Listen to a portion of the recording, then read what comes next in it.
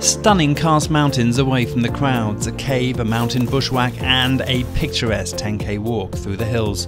Unforeseen adventures, blood and tears and a lost drone. This is Drone and Phone, and today we're walking the mountains of Huaji and Fengkai.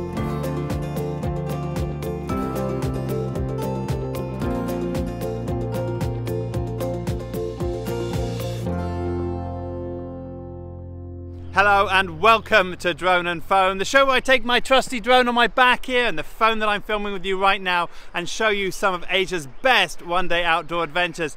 You can hear the fireworks in the background. We are in Zhaoqing in the Karst Mountains. We're going to be amongst those all day. I am told by local people this is paradise.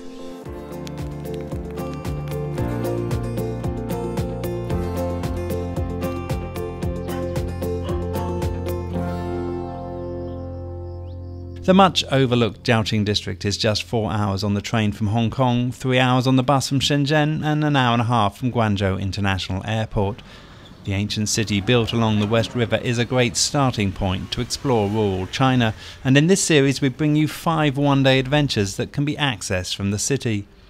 To start this adventure, take a bus to Huaji and then change to Qiao.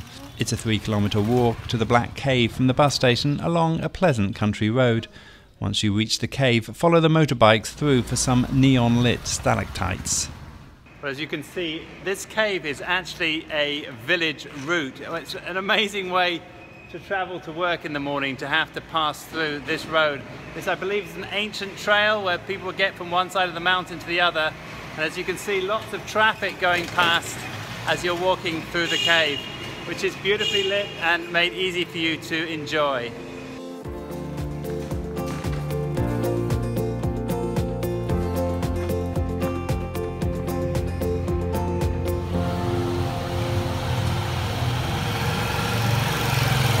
Once through the other side, you'll find yourself amongst the Karst Mountains and a perfect spot for a quick break before moving on. Well, I've come across a little bit of a problem. I flew my drone through the Karst Mountains.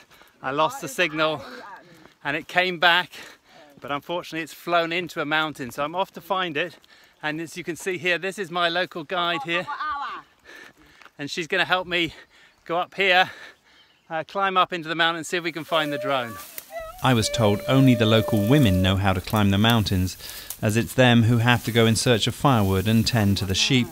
My guide, Ah Feng, came armed with a short machete and a pair of plastic sandals and soon got to work cutting away through the undergrowth as we made our way up the side of the mountain. According to my GPS, my drone is just up there above me. Got to get up a little bit further. My guide is telling me you can't get up there, so I'm not sure what to do. It's been a real bushwhack getting up here. Lots of thorns. My feet are pretty well cut to shreds, and she keeps telling me, she's keeping telling me that I should not be going up there.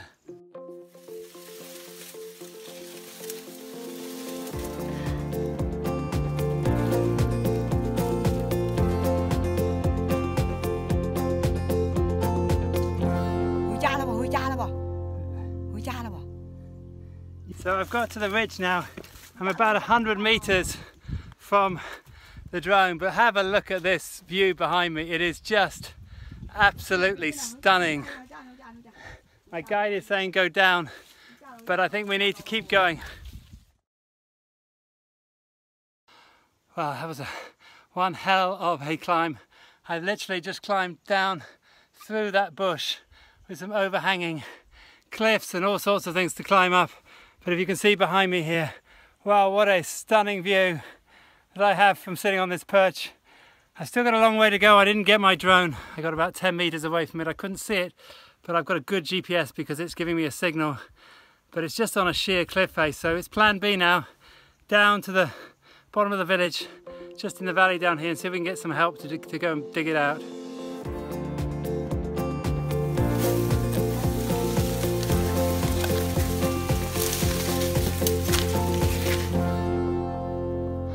I've been in China about 11 years, but that is the first real bushwhack I've done. Often I've flown over these beautiful mountains and wondered what it'd be like to actually walk through them without any paths, and I've just discovered it today.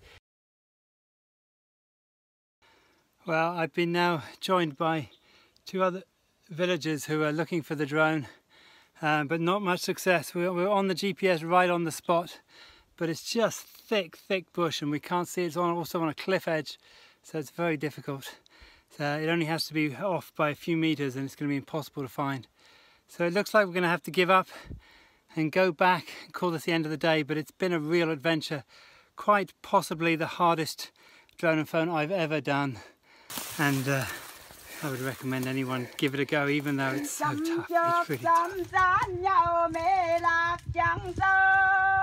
The route I took up and over the mountain to a path on the other side was unconventional and off the beaten track, but in doing so I discovered some sheep trails that went a gentler, less thorny route, but would yield equally stunning views without the intensity of the thorn bushes.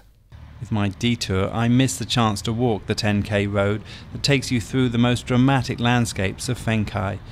I drove instead, but if you're not searching for drones, combining the cave walk with the bush walk over the mountain would be quite possible to complete in a long day.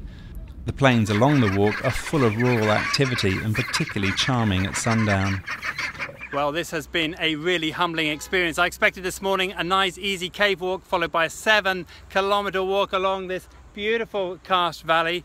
It didn't turn out that way. I lost my drone early on and then spent the rest of the day hacking through. It was a humbling experience being guided by this old lady in a pair of flip-flops hacking her way through the jungle. Far more energy than I was able to muster. We didn't find the drone, I'm afraid, so I'm droneless and I'm really missing it right now, because you can see these are beautiful, beautiful karst mountains, perfect for flying a drone through, but not this time. Now, if you like this show and you never want to miss an episode, please like our Facebook page on facebook.com/drone and phone. You'll also find all of our previous episodes nicely catalogued on droneandphone.com. My name is DJ Clark, a very, very tired DJ Clark, and this is Drone and Phone.